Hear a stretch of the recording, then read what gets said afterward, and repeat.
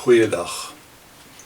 In Johannes 10 vers 7 tot 9 lees ons: Toe het Jezus weer een keer gesê: Ek verseker julle, ek is die deur vir die skape. Almal wat voor my gekom het, is diewe en rowers, maar die skape het nie op hulle reageer nie. Ek is die deur. As iemand deur my ingaan, sal hy beslis verlos word. Hy sal ingaan en uitgaan en groen weiding kry. Ek is nogal lief om televisie te kyk as ek 'n aftydjie het. En partykeer is daar nou nie juis iets op die kanale wat ek gereeld kyk wat my interesseer nie, en dan doen ek wat hulle noem channel hopping. En gewoonlik kry ek dan iets wat my interesseer. Een van die programme wat ek op afgekom het is Animal Cops Philadelphia. Nou dit gaan oor basies die dierebeskermingsvereniging in een van Amerika se groot stede. Dit is vir my nie net treffend hoe dat hulle diere uit haglike omstandighede red en dan weer rehabiliteer tot hulle gesond is nie. Maar wat my eintlik kwaad maak en nog steeds onbegryplik vir my is dat mense troeteldiere kan aanhou en hulle dan verwaarloos. Ek bedoel, die dier het mos nie gevra dat jy hom moet aanhou nie. Hoekom versorg jy hom dan nie? Ons almal weet, 'n troeteldier kan nie vir homself sorg nie. Honde, katte moet gereeld kos en water kry en ook 'n veilige plek om te bly, skuiling teen die elemente ensovoorts. En as jy weggaan, dan moet jy seker maak as jy nie daardie dier kan saamvat nie, dat die dier nog steeds goed versorg word. Selfs goudvisse moet gereeld hulle kos kry, anders dryf hulle nou pensbo. Ek dink as 'n mens bietjie met diere gewerk het vir jou eie inkomste, as jy geboer het byvoorbeeld, het jy 'n groter besef van hoe belangrik dit is om diere goed te versorg. Nou, ek het bietjie ondervinding van melkboerdery gehad, en tot 'n mate is beeste 'n bietjie makliker om te versorg.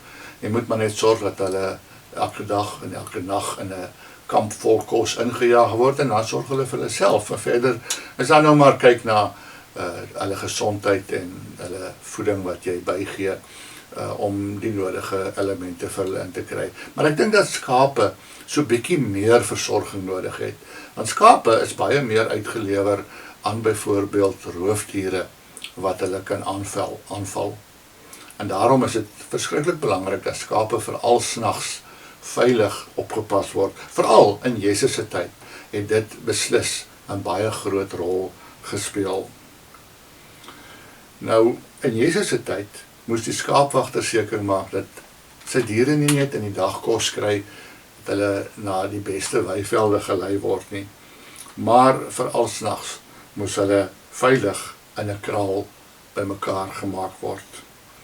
In daardie tyd was die skaapkraal nie 'n groot skuur soos ons vandag skaapkrale ken nie. Dit was bloot 'n area ergens in die veld waar daar aan al vier kante 'n paar klippe op mekaar gestapel is. Hierdie klipmuurtjies was maar net so wat 30 cm hoog. En dan was daar 'n klein opening aan die een kant waar die skape dan kon in en uitgaan. In die nag het die skaapwagter in daardie ingang gaan lê, en so was sy liggaam letterlik die deur vir die skape. Niks kon by die skaapkraal in of uitgaan as die herder dit nie toegelaat het nie. En dit is wat Jesus bedoel het toe hy gesê het, ek is die deur vir die skape. Jesus is die herder en ons is sy skape. Hy maak seker dat ons, sy skape, ten alle tye veilig is. Want as skape weet dat die herder hulle sal beskerm, kan hulle met 'n geruste hart kom en gaan. As ons weet dat Jesus ons beskerm, sal ons ook veilig en gerus voel waar ons ook al gaan. Of dit nou van die huis af werk toe is, of van die werk af ergens op pad na vriende toe, of waar ons ook al in die lewe beweeg. Ons moet net onthou dat Jesus ons deur, ons veilige hawe is. Dan sal ons altyd versorg en geliefd voel. Kom ons bid saam. Dierbare Here Jesus, dankie dat U vir my die deur na 'n wonderlike lewe is en dat U my genooi het om in te kom. Dankie dat ek kan vertrou dat U vir my sal sorg en my altyd veilig sal bewaar. In Jesus se naam. Amen.